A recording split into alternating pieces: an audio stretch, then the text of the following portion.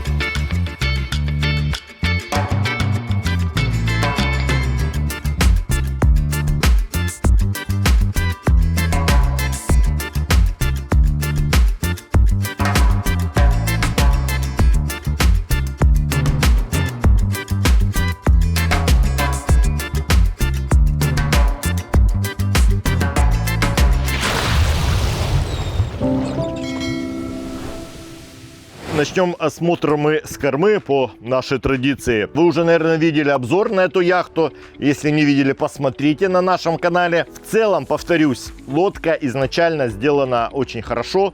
То есть она имеет широкий корпус при узкой ватерлинии. Это не так просто сделать, потому что для этого нужно высокое качество исполнения корпуса. Он должен быть жесткий. Технология сборки корпуса и палубы используется другая. Здесь также вклеивается антикорпус в самое основание. И за счет вот этих и многих других вещей корпус получается жесткий, широкий и узкий по ватерлинии. И эта узость нам дает возможность хорошо управлять лодкой в маринах. У нее одно перо руля из-за этого. Одно перо руля дает нам огромное преимущество при швартовке, ребятки. Получить хороший объем яхты и сохранить ее хорошую мореходность, и это тяжело. Это, друзья мои, ну, как бы вышаг для проектирования и производства яхты. То есть здесь дизайнеры и технологи работают очень-очень плотно. Но получилось. Молодцы, зачет Умберто Фельчи, дизайнеру этой яхты, и, соответственно, команде Dufour, которая это воплотила в жизнь. И за счет этого мы можем рассматривать эту лодку как дом наш. В ней достаточно жилого объема, скоростные характеристики для круизника на высоте. Это важно, знаете почему? Потому что когда яхта у тебя во владении, а не в чартере, тебе хочется путешествовать. И лодка должна тебе доставлять это удовольствие, чтобы ты мог достаточно быстро пересекать какие-то расстояния там, из одной марины в другую, из одной бухты в другую. Ну и кроме этого, маневренность в марине – это очень важная и нужная штука.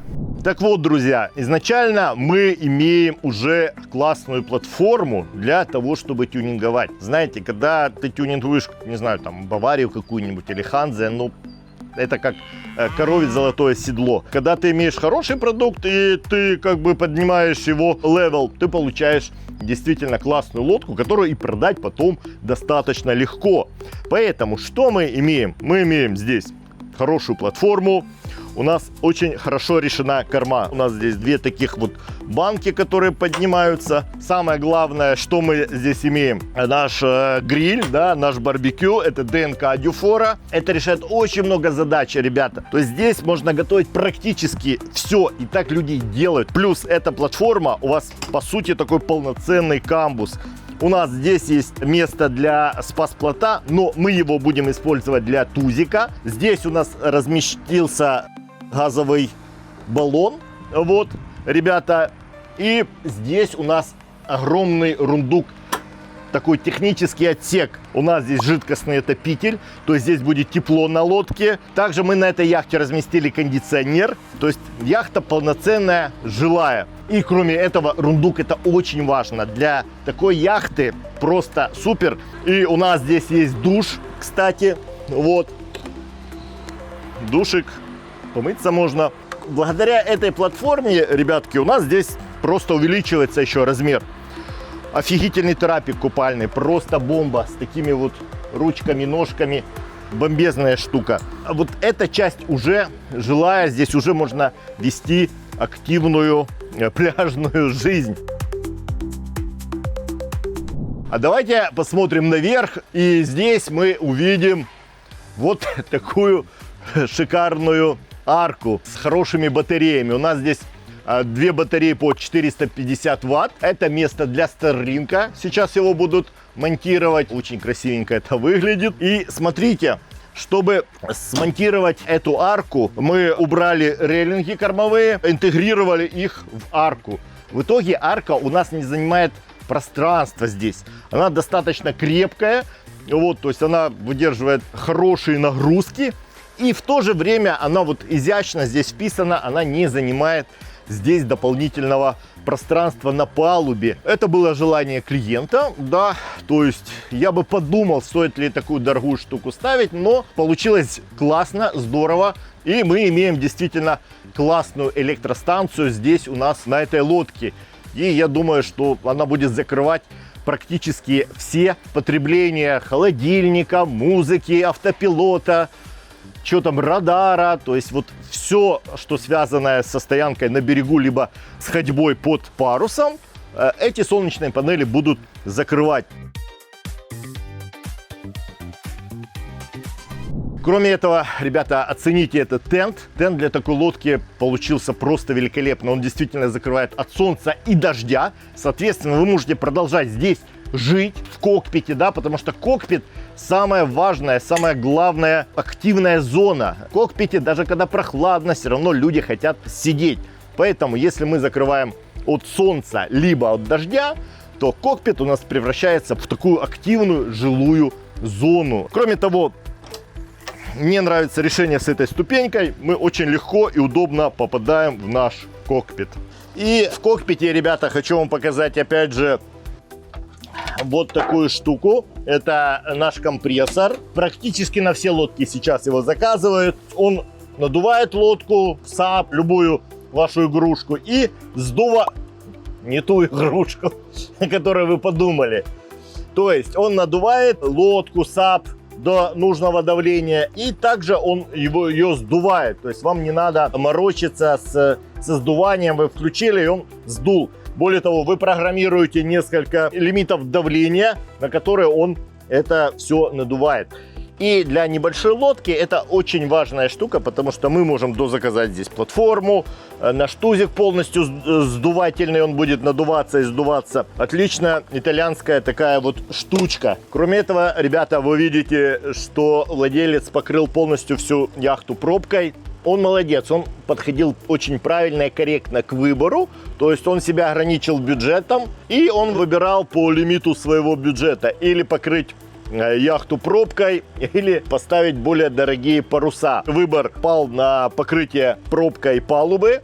Окей. Этим он будет пользоваться постоянно, то есть ходить. Она приятная на ощупь, она не гигроскопичная, очень легко моется. Она также звуко-теплоизоляционная штука, поэтому, ребята, думайте о бюджете, и даже когда вы хотите разойтись, иногда полезно себя как-то лимитировать. Дальше. Важная полезная штука. Подрулька, ребята. На лодках такого размера, в принципе, ее ставят редко, но владелец этой лодки совсем парень начинающий. То есть мы его обучали уже, когда он заказал яхту. И он попросил мне максимально все для бесстрессовой швартовки. Окей, сказано, сделано, поэтому мы поставили подрульку. Я думаю, что иногда он будет ею пользоваться, хотя эта лодка с одним пером руля рулится очень хорошо и очень аккуратно. Ну, конечно же, белые штурвалы. Мы чуть увеличили размер. Приятные на ощупь. Карбон Наутика. И они не нагружают автопилот. И динамики мы поставили большего размера, чтобы бумкало хорошо. Понимаете, что так бумкнуло, так и бумкнуло. Как я говорил в предыдущих видео, стол выше всяких похвал. Вот молодцы, просто молодцы. Здесь два рундучка у нас. Один, второй под бутылки. Два подстаканника. Здесь можно сделать холодильник для напитков. В данном случае мы этого не делали. И вот этот наплыв мы использовали, разместив здесь карт-плоттер на 10 дюймов B&G. Импортный, хороший, последней модели. Опять же, это было его желание, поэтому вот я считаю, отлично он здесь стоит. И ты его видишь практически со всех сторон, даже вот отсюда. Стол у нас вот так вот поднимается, откидывается. Улучшили крепежи здесь Dufour. Хвалю за это. Толщина шпона больше стала. Стол очень зачетный, очень классный. Вот так он убирается. В итоге кокпит достаточно просторный для лодки. Здесь мы еще поставим спинки, ребята, сегодня. Они очень толковые. И очень хорошая ткань применена на сидушках здесь. Sergio Ferrari, ребята, Ferrari. Она хорошо держит воду, то есть она выпаровывает ее, да. Она также ультрафиолетозащитная. Вот, ну, классная, надежная ткань. И опять же, оцените этот тент. Просто выше всяких похвал. Более того, дополнительную тень нам создают солнечные панели. В итоге мы здесь сидим очень классно, очень уютно. Думаю, что здесь еще владелец закажет какие-нибудь боковушки. Классный спрей-худ. Зацените, он у нас открывается вот здесь, здесь, здесь. То есть 3 части, которые мы можем снять. И в итоге он превратится просто в тент. Когда ты на Средиземке вот это все снял, и ты имеешь дополнительный тент. Здесь все продувается. Хорошая, классная вещь. И еще, друзья, какую нужную, полезную вещь мы сделали от Интерпаруса. Мы поставили вот такие усиленные лебедки. Потому что с верфи шли 40-ки. Ну, мы их не заказывали, то есть мы их не выбрасывали, не возбуждайтесь. С верфи можно было поставить 40-ки на это место, мы поставили 46-е. Я считаю, это классно, то есть они лучше, надежнее ходят, меньше усилий ты используешь, ну, они покрупнее. И если мы говорим о лебедках, то посмотрите, вот здесь мы поставили тоже электролебедку. А с верфи ее вообще нельзя было даже заказать, потому что для лебедок Левмар, которые ставят верфь, не хватало места для мотора внизу. Мы нашли харкиновскую лебедку, где мотор находится вот в этой части и немножко выступает только снаружи. В итоге она идеально села. Модель 500 Unipower. Бесплатная реклама Харкину. И здесь мы поставили ее пультик. Ну, во-первых, она красивая. Во-вторых, очень надежная и нужная штука. Управление в этой лодке очень легкое. Все заведено сюда и сюда. И управлять гротом можно прямо с постов управления, с рулевого поста. По требованию владельца мы здесь поставили автоматический стаксель, то есть self-tacking джип. Ну, никаких вообще действий при совершении поворота делать не надо. Просто аккуратненько повернул, все паруса перенеслись, потом ты в другую сторону и паруса перенеслись. Ребята, яхта просто для людей, которые сейчас лежат на диване, имеют 200 тысяч в кармане и рассказывают себе: я вот когда-нибудь на старости буду заниматься яхтингом. Вот лодочка и вперед в море. Вот на этом диване надо лежать.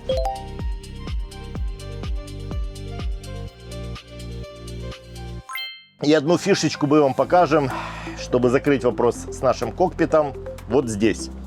И зацените эту милоту. Владелец этой яхты увидел наш обзор с выставки яхтенного оборудования в Амстердаме и увидел вот эту сидушку и заказал ее себе. Ну вот она крепится прямо на лебедку. Вот так она, вот хрясь, хрясь.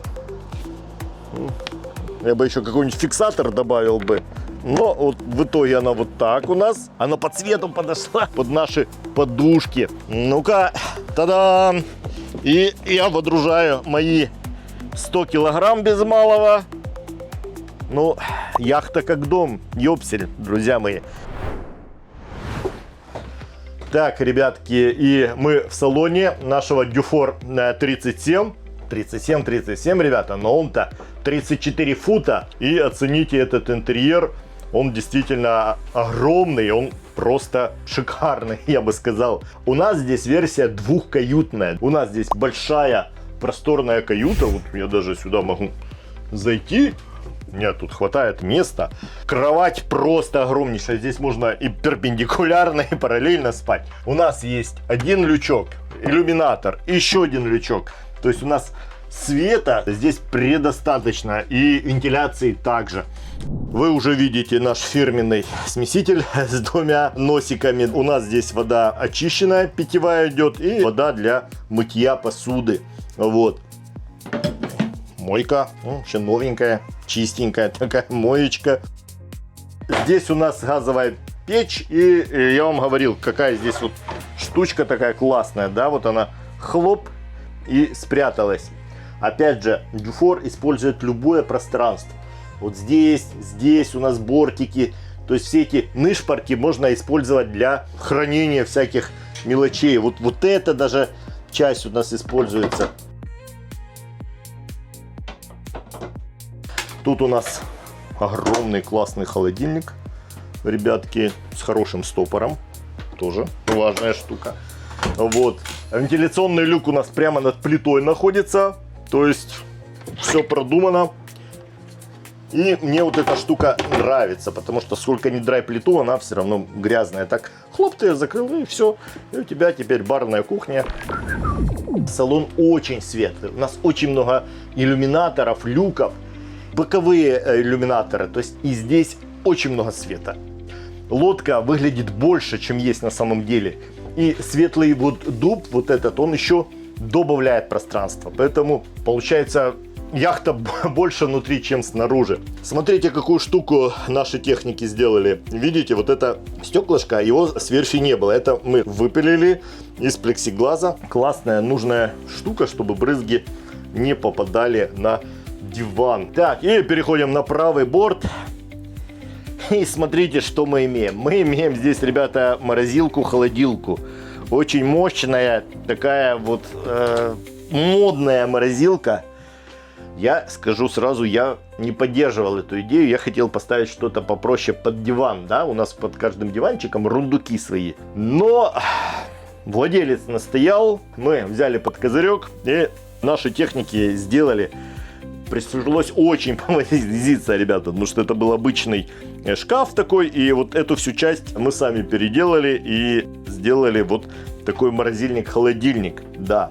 А что у нас внизу, ребята? А внизу у нас микроволновка. Тоже он сам ее выбрал, минимальную. Мы ее укрепили, подвели электричество, подняли полочку под нее, чтобы ею можно было пользоваться.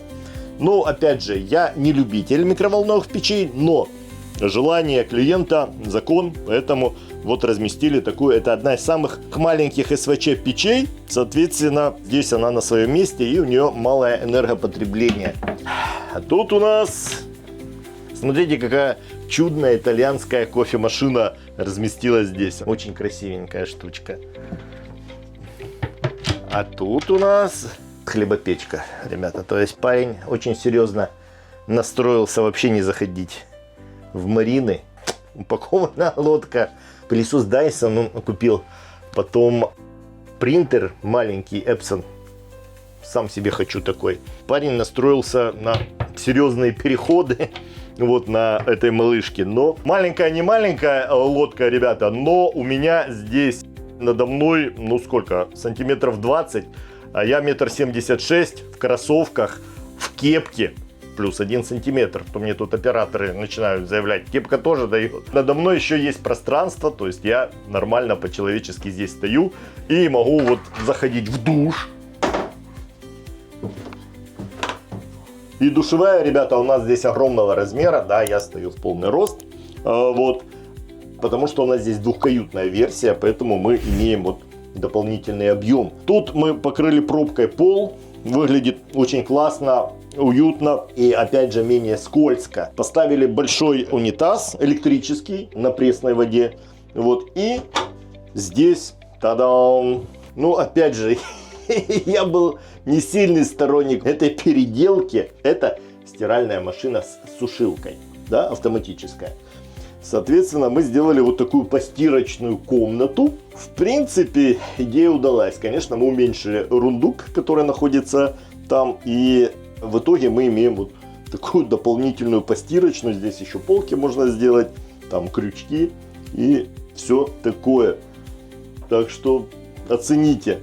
Да, для этой лодки я купил когда-то маленькую стиралку с Алиэкспресс. Опять же, китайцы рассказали, что она там 3,5 литра. В итоге она показалась просто, ну так, для носков и для женских трусиков, для стрингов. Больше она не подходила ни под что. Поэтому вот пришлось сделать вот такое вот решение. Ну и решение, я считаю, удалось. Вот, погнали дальше. Ну что ж, и оцените, даже садиться боюсь, оцените этот интерьер. Как мы сделали сидушки полностью из алькантары. Салон просто по-другому заиграл, ребят. То есть мы убрали вот ту непонятную ткань. Это хорошая морская алькантара, которая не впитывает ни кофе, ни вино. Один раз даже мой клиент горячее масло вылил, мы вымыли, и никакого пятна не осталось. То есть, ребята, оцените, это просто шикарный интерьер. Так, и мы имеем здесь маленький карт-плоттер, дополнительный, одна штука. Это наш инвертор усиленный, мы его поставили здесь на 2 киловатта, считаю, нужная вещь. И виктроновский блок показывает нам, откуда берется электричество, куда оно девается. Здесь, ребята, мы поставили 3 литий-ионных батареи по 200 ампер, то есть мы имеем 600 ампер-часов, опять же, литиевых, их можно разряжать более глубже. То есть мы в сравнении с верфью увеличили раз так в 5 емкость наших батарей. И мы за всем этим делом следим. Можно к телефону подключить это все. Вот. Нормальные кнопки у нас теперь стоят. Наша радиостанция. Здесь опять же блок зарядок. Динамик. Fusion. Это блок управления кондиционером. То есть здесь мы поставили хороший кондиционер, инверторный, итальянский. И он имеет очень низкое энергопотребление. Он может запускаться у нас от батарей, от аккумуляторов. Вот, и это очень важно. Тут мы имеем блок управления отопителем. Эберспехер мы поставили жидкостный. Классная штука. Он хорошо держит тепло. То есть у него нету резких вот волн. Вот, и вы видите здесь камеру. Здесь стоит американская система Barnacle. Это охранно-супервайзная система, которая следит за лодкой, которая охраняет ее, включает сирену. Опять же, у нас есть камера на мачте. И эти камеры, можно использовать камеру для швартовки. И, соответственно, вы можете использовать эти камеры для охраны. То есть, если кто-то проникает сюда, либо кто-то ударил лодку, она срабатывает и дает сирену, записывает и вам отправляет видос негодяя. Вот, как бы так. То есть эта лодка очень хорошо укомплектована, очень хорошо оснащена вот всеми средствами, которые есть в доме. Но опять же, владелец этой лодки все оборудование подбирал под использование и под свою программу плавания. То есть он знает, как он ею будет пользоваться. Он работает вахтовым методом, уезжает на 3-4 недели, возвращается на 3-4 недели. Соответственно, вот эта штука ему нужна в плане охраны и в плане того, чтобы он следил за ситуацией на яхте, за ее здоровьем. Батареи, есть протечки, нет протечки, какой ветер. То есть он будет следить и знать, что происходит с яхтой прямо по телефону. У нас здесь 2 системы для интернета. Это Starlink. Вторая — это 5G роутер. Соответственно, с интернетом, недорогим интернетом проблем не должно быть. Ну и оцените наши инструменты, наши аналоговые приборы. Это у нас метеостанция. Здесь у нас термометр, гигрометр и барометр. Вот, выставим его. Вот так вот. По левому борту у нас часы. Я считаю, что по дизайну они вписались идеально. То есть они придали просто шарма, статуса этой яхте. И теперь, ребята, давайте оценим наш стол. Смотрите, он является у нас продолжением камбуза. Да, у нас здесь есть лоток. Здесь, опять же, можно хранить все, что нужно и не нужно. Здесь у нас щель, потому что с той стороны у нас зарядка находится. И провода очень красивенько уходят туда. Ну, тут бы, конечно, я бы кожей услал все. Но мне не дали разрешения. Вот. Далее, тут у нас подбутыльник. Просто великолепный бар. У нас стол раскладывается очень легко. Вот таким образом. Вот у нас 2 половинки. И здесь у нас еще и пуфик спрятался. Мы его сейчас обошьем алькантарой. И оцените эту каюту. Блин, просто шикарнейшая каюта носовая. Это мастер-каюта у нас даже. Здесь можно вставить еще вставочки, расширить место здесь. Наш владелец не такой, скажем, большой, как я. Вот, он более спортивный парень. И у нас под кроватью здесь огромный рундук. Ребята, находится просто огромнейший рундук. Шкафчики присутствуют здесь в нормальном количестве. Здесь можно вот так эти две двери открыть, можно закрыть. Вот так вот, скажем, да. Только одной половинкой пользоваться. То есть здесь вы самостоятельно принимаете решение о трансформации данной каюты. Вот такая вот лодочка у нас получилась, друзья мои. Пишите в комментах, как вам зашла эта лодка. Я даже хотел себе такую яхту купить. Были у меня вот такие желания, потому что действительно она по размеру, мореходности, удобства в марине, она очень-очень хорошо подходит. Цена содержания очень низкая у этой лодки, то есть ее стоянка в Испании, в хорошей марине, мы договорились о 6000 евро в год. Вот, это такая марина приличная. А так, в принципе, от 3000 в марине можно найти место для этой лодки. Что ж, ребятки, и давайте пройдемся по палубе. Вы оцените, какая она шикарная, да? Просто вот натуральностью, экологичностью так и дышит. Что я хочу вам сказать? Вот это важная вещь. Это называется леерная калитка, и она нам позволяет как бы выходить. Поэтому, если будете заказывать себе лодку, обязательно уделите внимание этому. Как я сказал, все покрыли мы пробкой. В итоге лодка подняла свой статус, и она выглядит теперь не на 200 тысяч, а на 250. Лодка выглядит гораздо красивее, и по ней приятненько вот ходить босиком, убирать ее удобно. Ну, мне это нравится. Что мы имеем на баке? Да, то, что я говорил, у нас здесь автоматический стаксель. Да, потому что владелец сказал, пока я хочу ходить вот в таком легком режиме, мы выйдем в море, и я вам покажу, как он работает. Очень легко работает. И за счет того, что у нас нету здесь входа в цепной ящик, у нас теперь приличный бак здесь, понимаете, фурдек, я бы даже сказал. И смотрите, ребятки, хочу похвастаться. Вот какую штуку мы придумали. То есть владелец хотел разместить здесь матрасик, но матрасы занимают очень много места в рундуках. То есть они очень емкие. И мы предложили сделать ему из пробки. И вот эта штучка очень мягкая. То есть достаточно постелить хорошее плотное полотенце, либо какое-то покрывало. И можно здесь возлежать. Вот, и очень удобненько, мягенько здесь это получается. И кроме этого, опять же, это же как на супер яхтах получается у нас тут. Вот, это, вот, скажем, наше ноу-хау, наше решение. Обратите внимание теперь на нашу скрутку. Скрутка у нас ленточная, да, то есть она не скручивается, да, ну, при нормальном использовании. То есть она на стропе. И стропа, в отличие от круглой веревки, меньше скручивается, меньше подвержена скручиванию. Кроме этого, она плоская, соответственно, она меньше занимает места. Ну и уже напоследок оцените этот прекрасный якорь ультрамарин. Просто вот торжество металлообработки, я бы сказал, из хорошей нержавеющей ткани, господи, стали. Он действительно классно работает и служит украшением нашей однокорпусной яхты. Ну что, а теперь, я думаю, стоит выйти в море. У нас сейчас великолепная погода в Ля-Рошеле, прилив. Это очень важно для тех, кто у нас обучается, кстати. Получают сразу опыт работы в приливных зонах. Поэтому не забывайте, ребята, записываться к нам в парусную школу. И у нас есть скидки, если вы с женой будете обучаться или с другом. За жену больше, за друга меньше, но тоже есть скидки.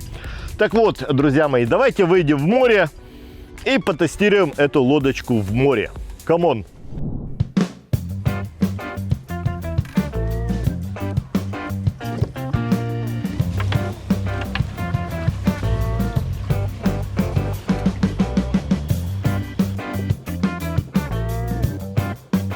Опля!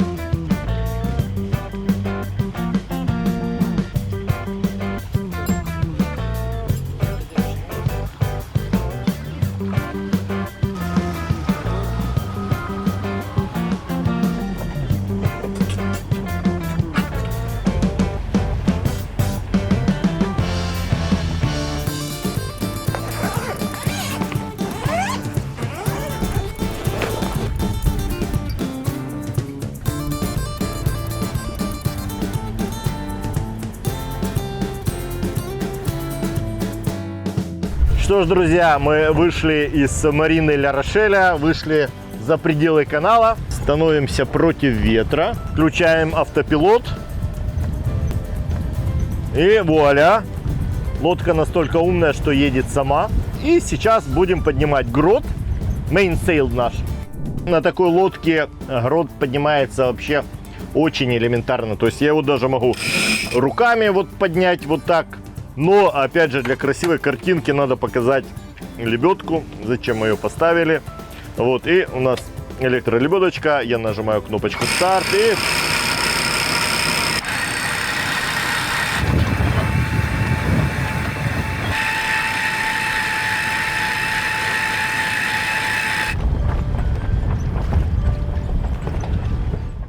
О чем я говорю, что эта лодка, ну, вообще просто для ленивых. Вот буквально 40 секунд, минута, и парус уже поднят. Все, уже лодка идет, ребятки, даже под одним мейнсейлом. Лодка рулится сама. Я поставил порядка 75 градусов к ветру. Такой у нас полный бейдвинд, скажем так.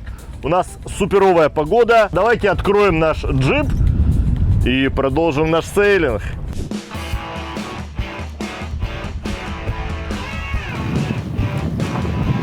И джип мы поднимаем опять же той же нашей лебедочкой.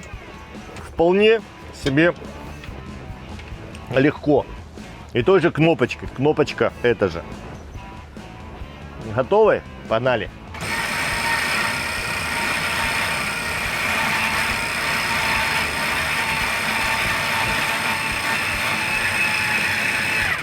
Все. Наш джип открыт.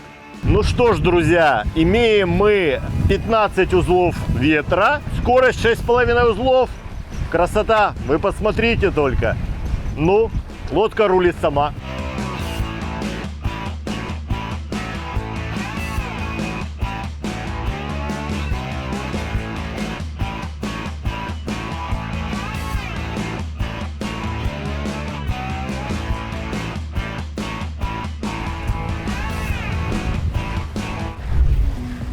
А теперь, друзья, я вам покажу, как легко поворачивается автоматическим стакселем, да? Self-tacking джип у нас здесь стоит. Смотрите, мы просто делаем поворот, вот так.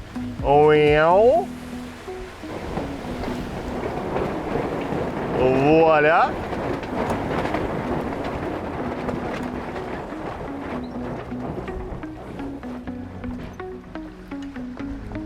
И все. И лодка у нас на другом галсе, друзья мои, опять автопилот. Кстати, на автопилоте тоже можно это делать, ребятки. Вот так вот.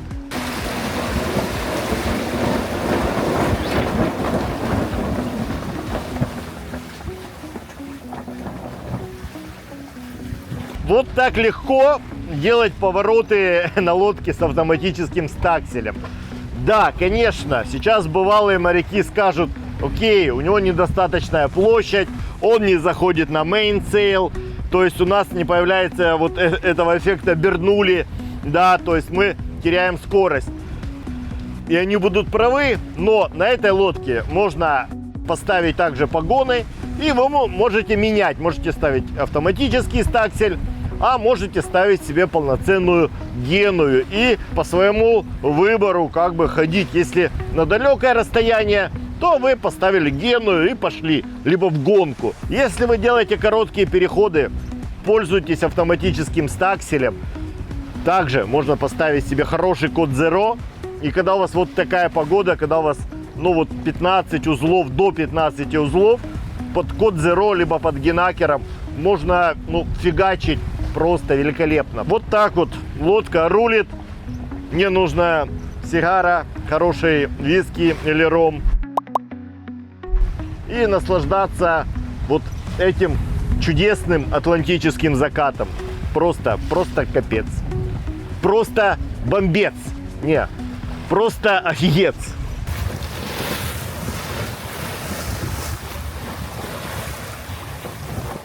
Что ж, на этом наша короткая прогулка закончена. Но, ребята, я вам еще не все показал.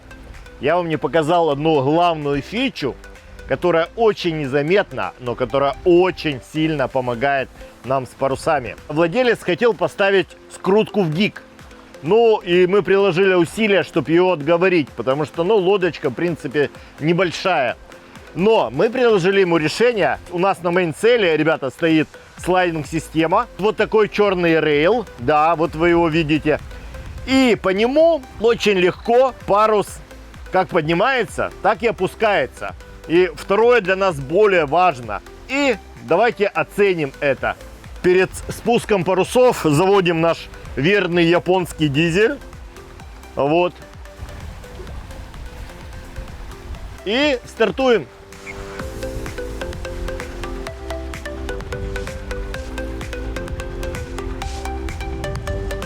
Внимание!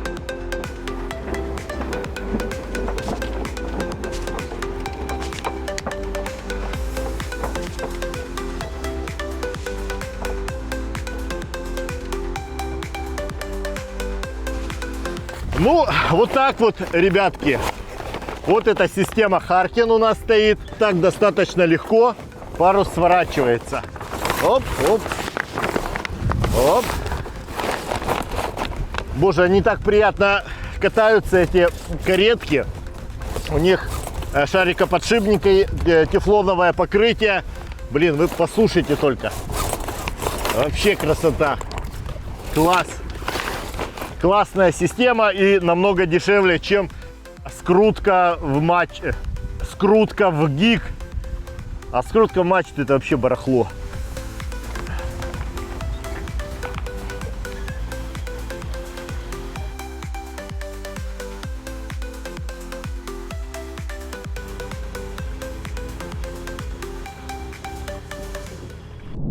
Конечно, для такой лодочки подрулька совсем не обязательно, но здесь она у нас стоит.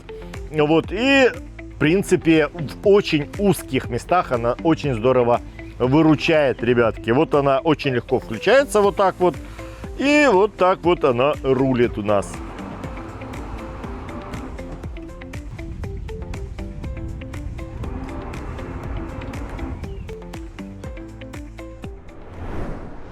Что ж, ребята, вот такая лодочка у нас получилась. Вы поняли, что для того, чтобы жить на море, не обязательно иметь огромную яхту.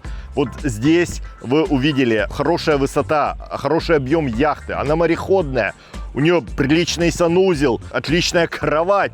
Полный список домашней техники, вы ни в чем ущемлены.